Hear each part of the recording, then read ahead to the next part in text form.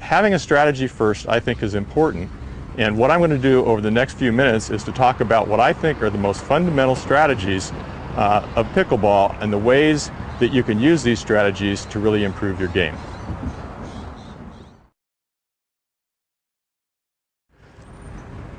The number one strategy in pickleball is to keep the ball in play.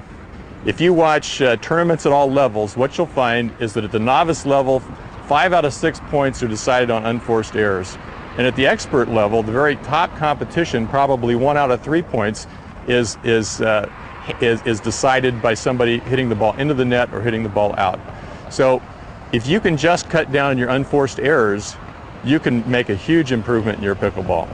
So how do you do that? Does it mean that you have to hit, high balls right in the center of the court to be able to keep from making unforced errors? Not really. You can hit good shots that are forcing shots that force your opponents to make really good shots for them to stay in the rally without taking chances. So let me give you an example of that. If I'm back, okay, let's say my partner's up, and let's say both players on the far side, one player on the far side is up and the other player is back. If the ball comes to me back here, what should I do?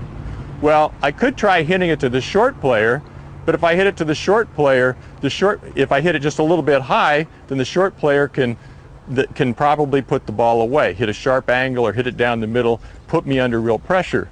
Okay, so I would have to make a very good shot to be able to hit it to the short player.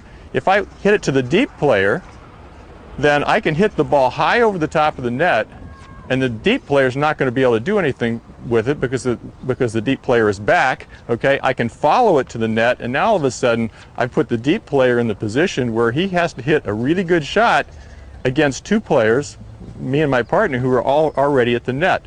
So at that point, that person is going to have to hit probably a shot that just barely clears the net, which is inviting them to make an unforced error by either hitting into the net, or if they hit it a little bit high, give us an opportunity to put the ball away. So simply by hitting it to the back player instead of hitting it to the front player, when I have the opportunity, I can hit a much worse shot and still be in a much better position once it gets to the opponent. So that's just one simple example of how you don't have to hit an easy shot, you don't have to hit a duck, but you do have to decide where you want to hit it on the court. So when you have that situation, one player up, one player back, 9 times out of 10, you're going to want to go back to the deep player. And if you can, what you want to do is hit the ball so that it lands right at your opponent's feet. So if I'm back this far, hit the ball so it lands right here, okay?